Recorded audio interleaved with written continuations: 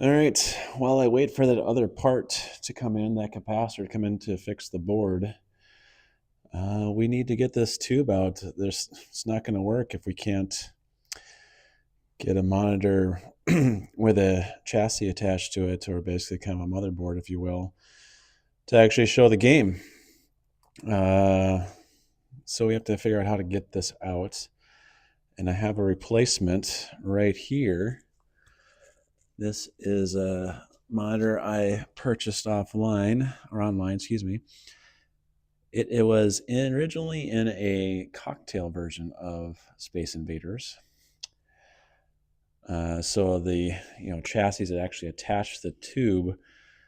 So there should be plenty of clearance. I mean, the chassis only sticks out another inch past the neck right there. And if you look through the door here, there's plenty of clearance between where that neck ends and the board is. So it should just sit right in there and just be fine. You're probably wondering too what this tape is across here, this orange tape and green tape. Those are actually kind of gels, actually. So this is a black and white monitor, and the bases are right here. So we got the reflection from the glass up here, and this is where the player sits down here as you play the game, and also their little protection bases. And in order to turn a black and white monitor different colors, you just put a gel over the top of it, and now you have green player and green bases. And this strip right here is where the spaceships, so you got the monsters that are aliens coming in, they're going back and forth and getting further down, but the little spaceships that come across come up right exactly at this spot every single time, and they make them basically an orange color. So that's one way to basically change colors, is just put a gel over the top of it. And so we're going to try to salvage this gel and transfer it. It's not the end of the world if I can't. And worst case, maybe I can find one online to tape across there. I don't know how easy this is going to come off. And even if it does come off, it may not be able to stick back onto something else. So we're going to, the hard part too is trying to get this monitor out. How am I, we're going to have to take this glass off, I guess. This reflective mirror glass off to get the monitor out and be able to put the other one in. And I also, a side note too, like, so we know the plug is right here. Where'd it go? Here's the plug, right, for the monitor. You can see it's like a 12-prong plug. And just to confirm, you can see right here, that's that same plug. So it should fit. It should be compatible. I don't know, this is like an interesting little cardboard protector over something, but yeah, it should fit and it should be compatible, and we're gonna find out. I'm gonna take a picture of this back here because these knobs adjust things, I'm guessing, and I'm gonna want to know what they are, whether they're having to stick my head in there and read it. So all right, well, hopefully I don't break any glass, because this this glass here is, you can see it's screwed in and pinched with two pieces of wood, which will make it very secure, but also difficult to take out.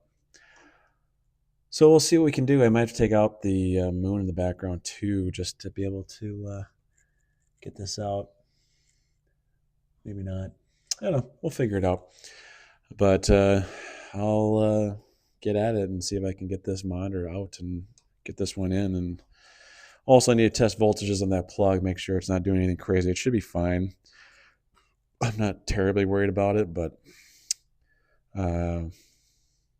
yeah, I can test the voltages there just to be safe before I get it plugged in. So the last thing I want to do is fry something on that chassis and make it worse. So, all right, let's get at it. All right, I've got the monitor back in there, and I did some trickery, or not back in there, the new monitor, I should say. I did some trickery to get it in there. So I actually disconnected the frame and the chassis from the monitor, so I could lay it flat in there.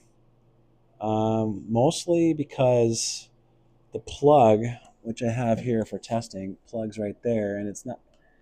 I'd have to stretch it all the way across here if it would have probably been sitting up there, and that would have been annoying. Yeah, it would have been up on this side, and I would have had to run this plug somehow all the way across. Now, since I disconnected it from the frame, from the tube, and just laid it flat where like it normally is here, it can connect really easily. I'm using the frame still to just kind of anchor it to this piece of wood, so you can see the frame just sitting here. The bars right there, and it. I mean, they're not in the way. They're not gonna. Nobody's ever gonna notice them except me, and they can be reused if you ever want to push this into a cocktail again or something like that. This particular monitor. So, and then I turn the power on. I've got hooked up the leads there. I want to make sure, and we are at 120 volts, which is perfect. Exactly, so we're not going to go any too weird voltages.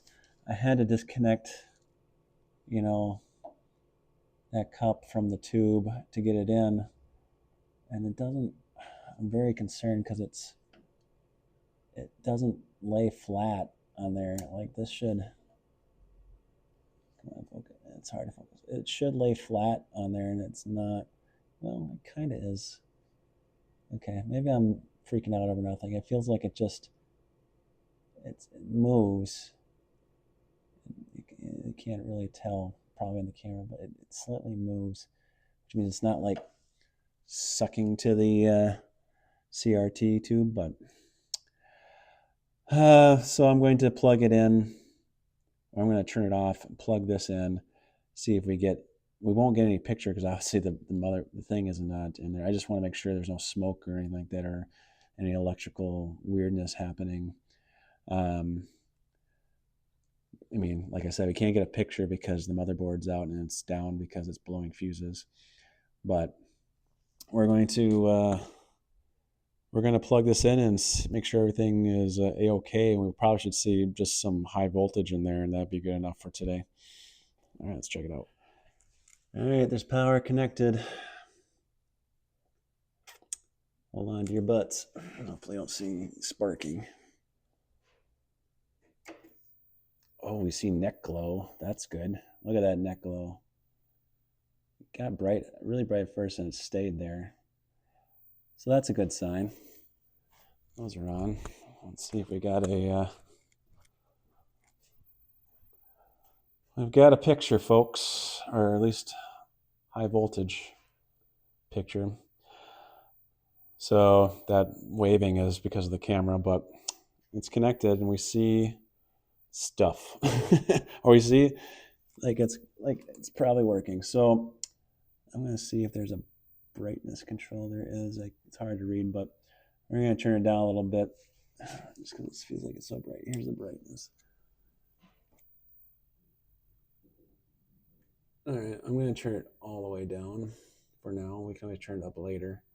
Doesn't really do much, but that's pretty promising. It's a little strong, but it's definitely promising. The neck glow is good. You can still see even with my light on. So we're looking good. Now we just got to get a working motherboard. Stay tuned. Get that part back. Sweet. All right, last night we got to the point where we could play a game blind, but no picture on the monitor. So I need to be able to tell if the monitor's the issue or is the PCB just not sending out a video signal, that board back there. And I can't just hook up my test pattern generator like I can on some games like Junior Pac-Man here. So I was like, how do I tell if the PCB is actually sending a good signal? There's probably more than one way to do it, but I've hooked up this Frankenstein bit here. I took an old RCA cable here and ran it to a working TV. I stole this TV from my little Nintendo. I have a NES Nintendo, and this TV is dedicated to that. It's like the only CRT in the house that's not inside an arcade machine. And I wired it to the pins 1 and 2 here on this plug. I really half-assed, or not half-assed, I really MacGyvered some pins here. You can see them, pins 1 and pin 2 there going in. I just literally cut the wire in half and wired up ground to pin 2 because that goes to ground, and pin 1 is the video feed coming in. There's no voltage coming over here, so there's no risk of hurting a TV or anything like that. The voltages are on those other pins, which I'm not touching. So we'll see if this works. I'm going to turn the TV on, and it'll say line, meaning it's waiting on line. Okay, so we're on the line. So we're going to go turn on the game and see if we see something. If we do, that means we isolated to the monitor. If not, okay, the game is on. You can see the lights are on up there. Let's go around.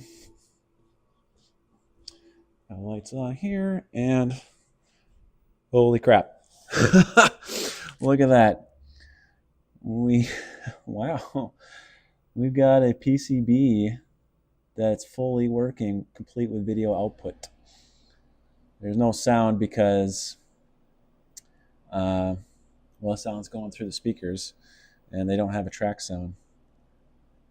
All right. So I can even coin up here. I'm gonna put a coin in. Look at that. Only push one player button. And I'm gonna push that. And the sound is really still weird. Yeah, look at the buttons work. At least it killed me. It killed me. All right, make sure the buttons are a little sticky. I'll have to tweak the button switches. That one's not. That one was working. Now it's not. Okay, there it goes. Weird. It's finicky, but that's an easy thing to check.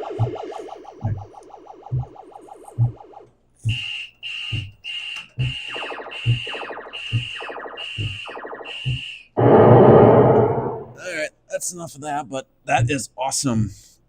The PCB works and sets out the signal. So now I have to go look at the monitor chassis that I bought thinking it was going to work. Because it didn't have this when I got this game. And now I'm going to have to go in there and see what's going on. I can't just go in willy-nilly and do a cap kit because there's no collapse or anything. I could do a cap kit, but it's getting high voltage. I guess I gotta check to see. I have to do some research on how to diagnose this board, or this deflection board, and see what. It's probably not a bad idea to go replace the caps. Those caps don't look that old either now when I look at it, but we also got to check voltages and stuff like that too. Voltage is a thing I got to check on this too because I haven't been able to do that yet. So check voltages, check caps, but we got a working PCB, and now it's time to figure out why the monitor doesn't work. All right. Since we proved the PCB is working, we're going to try to adjust the B plus voltage on this thing to make sure it's 73 volts. And the B plus pot is that little dial right there. You see the little metal cylinder? Yeah, the white tab going straight towards up and down. That's the thing we have to adjust. And that's what we're hooked up to right there. So we're hooked up to number 2. You can see the numbers there, 1 and 3. And hooked up to number 2 there is the red lead on our digital multimeter. And you can't see the yellow lead, or the black lead, I should say. So we're going to go around here. And you can see I'm just hooked up to the frame. So unfortunately, I don't like, it's hooked up to the frame. And you can see I'm at less than 1 volt right now, but I don't like to adjust this while it's on. I just am a freak about that. 80 volts, 170 volt, or 120 volts, 80 volts, 73 volts. It doesn't feel good going through the body, and I'm just gonna let you know that up front. So I'm just going to pause the video, and I'm going to keep turning it on and off, and turn the dial until I get right to 73, and then pray that solves my issue. So I'll be back once I got 73, and I'll have it running and see what our picture looks like. All right, I can't get this down below 86 volts. No matter how I twist that pot, it stays right at 86 volts, and we still got a white screen. So I'm probably going to order voltage regulators. I'm going to turn this off. I am probably going to order voltage regulators for this cap and this cap, this cap bottle cap transistors. And since I'm doing it, probably order the cap kit for this as well,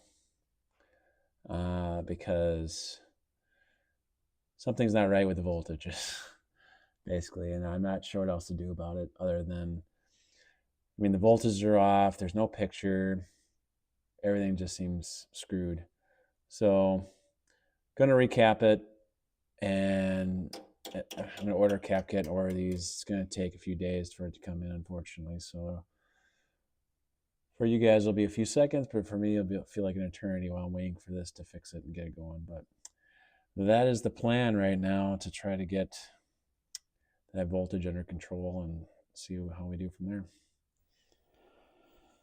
All right, looking at still trying to fix this monitor on the Space Invaders. We had a white screen basically, and I kind of want to blame the capacitors and basically say it needs to be recapped and all that kind of stuff. And this is I started doing some Googling, as one does, just to kind of, as I think about it, and I came across the manual for the Wells Gardner 19V 1000. We have a 1000 too, but this is 1000. So I printed out pages 7, 8, and 9. And this is basically a nice identification chart of all the components on the chassis, basically the motherboard for the monitor.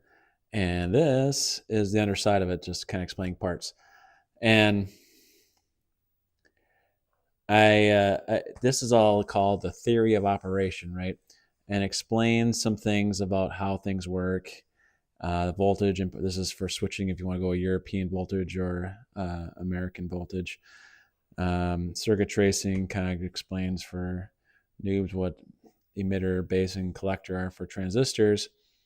And then it kind of gets into more detail about this, and this is a regulator adjustment for the B plus voltage. So basically it gets down there and says you need to get to 75 volts. Okay, and so that's important. I tested that before, and we were at 75 volts just fine, which proved that my voltage transistor and other things were working. And I get down to the horizontal oscillator adjustment, and I'm kind of like, the L201 is, that core doesn't change. It's kind of like a horizontal width core. If people know what I'm talking about, coil, excuse me. The core inside, I'm like, why would anybody change that and stuff like that? So I put the pot for horizontal in the middle, and I kind of left it there.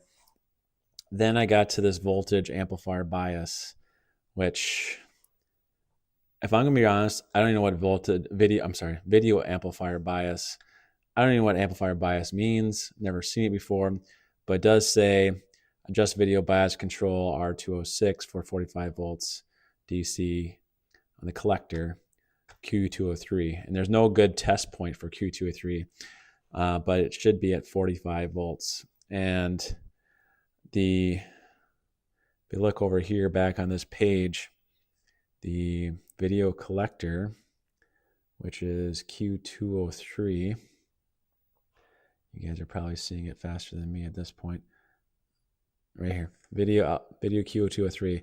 So it points to the line right here, and then there's the resistor, which is basically a pot resistor. It controls resistance 206, and it's over down here in the corner, I believe. Yeah, right here. And it kind of points to a dial in the middle. So these are kind of in the middle, right? So I had to identify that, and so I'm kind of like, okay, this all probably should be checked before I do anything else.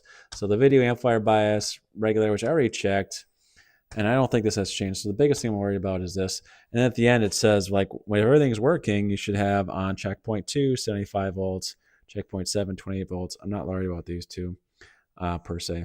So I came in and I'm going to put some light here. I came in and put leads, alligator clips to all these test points that I want to do and check things. So this is, this light's not the best, but so white, let's see, red is on test point 2 and white is on test point 7. You can see it clipped onto 7. Red's behind that capacitor, you can't really see. And then green is touching the collector of that transistor, Q203, I believe it is. And that's controlled by the dial right there. You can see the gray disc behind it. That's a little dial. Okay. And so I hooked it up to there. And when I first hooked it up there, it said 100 volts.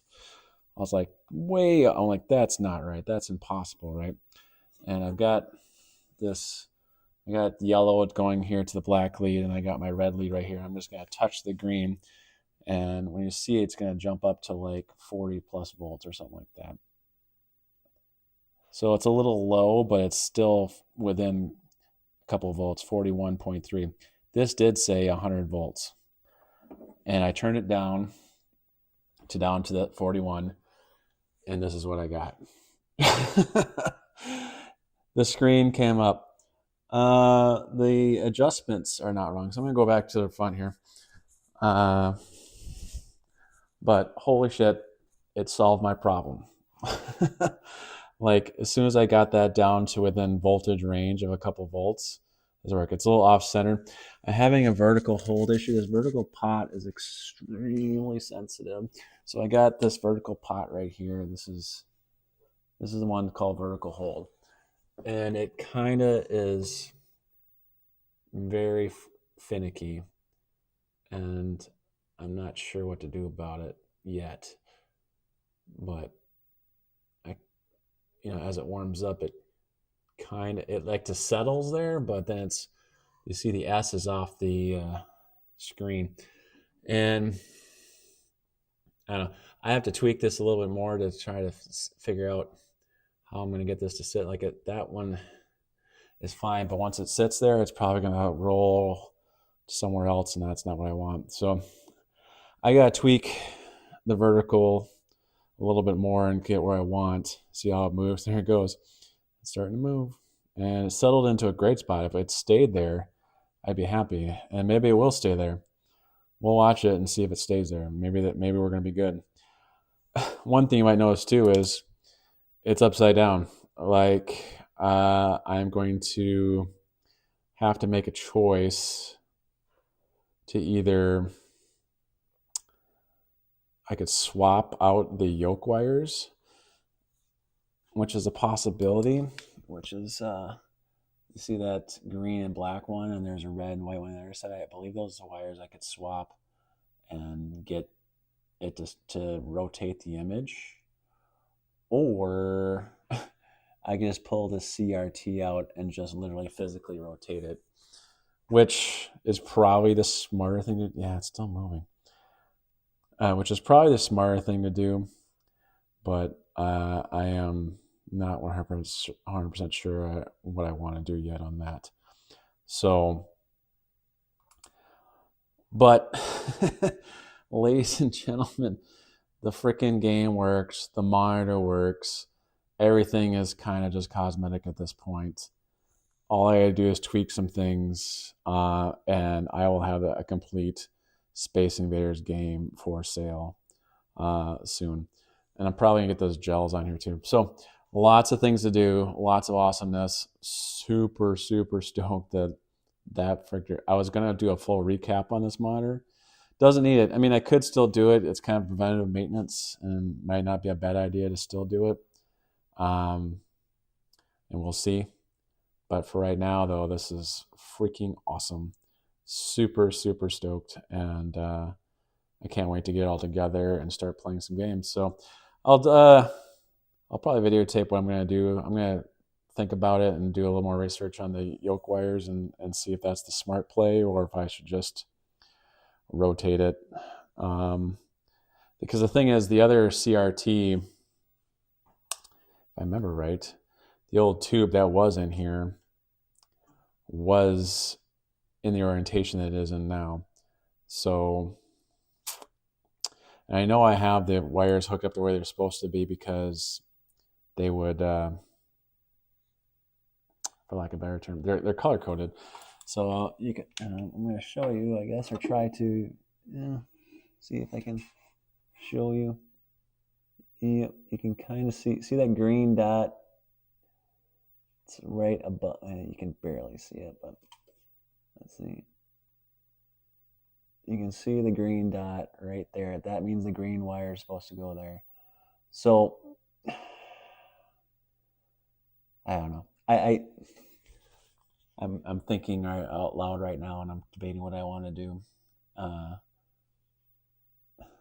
don't think it'll mess anything up. I hear people saying swapping the yoke wires will just make it. There might be a relay on here too to flip around, and that could solve my issue too. But there's definitely more than one way to solve it. So I'm gonna get at it, and I'm gonna report back. All right, time to figure out how to get the image on the monitor to go the right way, because we have the image on this monitor that reflects up on the glass and comes out to the player playing the game. So right now it's looking like this, where like you're on a cocktail, and we don't want that. Which is not surprising because this monitor came from a cocktail table version of Space Invaders. What we wanted to do is to flip it around. And I thought about just pulling this out and rotating it so it reflects, but the problem is, like, for example, the score is right here, right now. And you flip it around, the score will be right here, which you think will be fine, but it's not. It's going to reflect back up in here, and this will be backwards, so which means the words will be backwards too, and you won't be able to read anything. It's just going to be mirrored from left to right. So basically what I need to do is flip the horizontal. Okay, so even though this looks vertical, remember the monitors rotate 90 degrees. So this right here is the vertical, and here to here is the horizontal. So I just need to flip the horizontal only, and the vertical should stay fine. And so then we just got to figure out how to do that. And basically what we need to do is flip the wires on the yoke of the CRT. So see, this is the bottom, and you see these little wires right here. Focus. These wires right here, the white and red, and that's technically yellow, but it's faded, and the green and black back there. So how do I know which one's which? Well, in theory, there should be two of these connected in the thing. So what happens is there's a wire, it goes inside the CRT and wraps around, and then it comes out the other end to one of these other ones. So two of them should be able to be, in theory, connected, and they should be able to have current go through them, even though there will be some resistance. And so I'm going to figure out, if I try to check the connection between two of them and they don't connect, then it means that one's horizontal and one's vertical. So I need to figure out which ones are connecting and which resistance. And I knew I found online that somebody looked this up and figured it out, but um, I believe the horizontal is 22 ohms and the vertical is 2 ohms resistance. So I'll have to double check that just to make sure I got it right, and then I will. I'm going to hook up some alligator clips to these things so I can start doing resistance checking rather than have to like try to like hold my little leads here from this thing and hold them up there and just stretch my back out. So I'm gonna get that set up, and I got my little map here so I can write down values and so I can figure it out, and then I will switch them and check it out. So we'll start testing here in a second. All right, I have flipped the yoke wires around. You can see I figured out that the red one on this side is not, well, it was on the other side, now it's over here, and the black one was over there. I tested with a multimeter to figure out that was the lesser resistance of the cross. You're always gonna have a vertical and horizontal on one side and the vertical and horizontal on the other, and I tested with a multimeter, and I just flipped those two wires around, the red one and the black one, and as a result, boom, this is now looking backwards exactly what we want, right? It looks like it's wrong here, but when it reflects into the glass, it looks perfect. Oh, sorry, the little light in the background there, that's my work light, but that is looking good. We've got a nice little nice screen. You can see the background that's planet there that's like they're invading. It's pretty awesome. You can see the S in the upper left is off. I'm going to have to tweak that. I'm going to have to tweak some settings too. You can see faintly here that this, and it came back now. Interesting. It's kind of coming in and out a little bit.